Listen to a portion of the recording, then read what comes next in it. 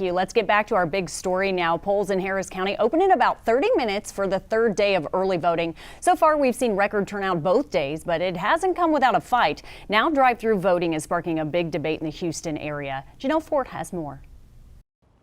Yeah, Steph, this just adds on to this year's already controversy-filled election season. Yesterday, an appeals court dismissed a drive-through voting lawsuit by the Texas GOP, and now the party is vowing to elevate its case to the Texas Supreme Court.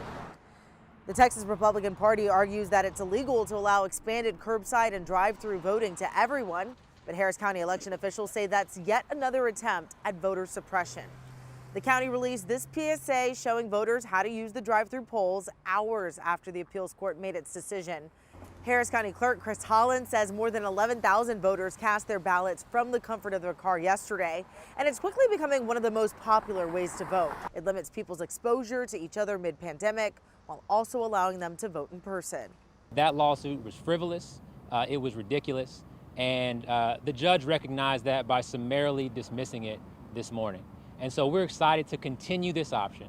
This comes as the battle rages on about absentee and mail-in ballots. A number of lawsuits have popped up following Governor Greg Abbott's decision to only allow one drop-off location per county. Thursday, LULAC is holding an event urging the governor to reconsider and to allow counties in the state to decide how many drop-off locations to have.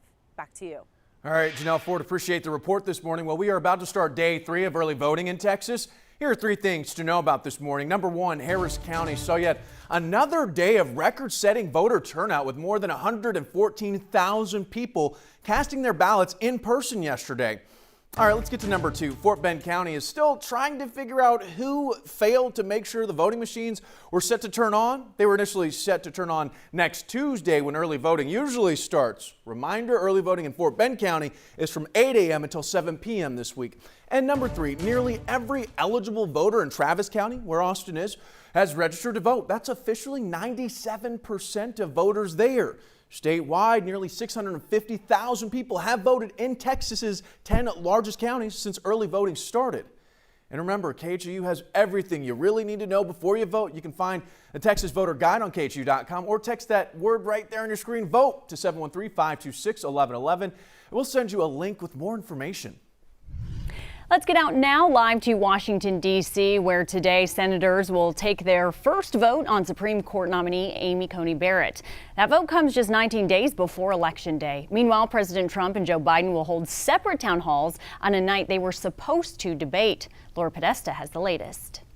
Senator Blumenthal, I can't give a yes or a no. Supreme Court nominee Amy Coney Barrett sidestepped some questions from Democrats for the second day in a row on Wednesday. You think it's wrong to separate children from their parents to deter immigrants from coming to the United States? A matter of hot political debate in which I can't express a view. Do you believe that climate change is happening and is threatening the air we breathe? I will not express a view on a matter of public policy. Republicans offered her their full support as they look to create a 6-3 conservative majority on the court. I have never been more proud of a nominee than I am of you. There's nothing wrong with confirming to the Supreme Court of the United States a devout Catholic pro-life Christian. A committee vote to send Barrett's nomination to the full Senate is scheduled for today, though Democrats are expected to push that to next week as they attempt to delay her confirmation as long as possible. We made the right choice, right, with Amy. President Trump held a rally last night in Iowa,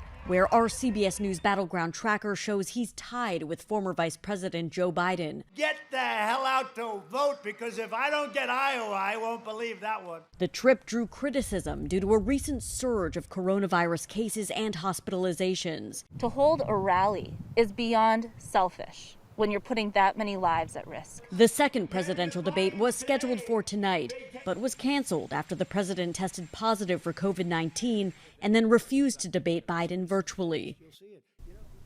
All right, we turn now to the latest on the coronavirus. Here are 3 things to know this morning. Number 1, the CDC says small household gatherings are part of the reason that we're seeing an increase in cases. The CDC chief warns that Thanksgiving, with it coming up, we need to stay vigilant and continue to practice social distancing.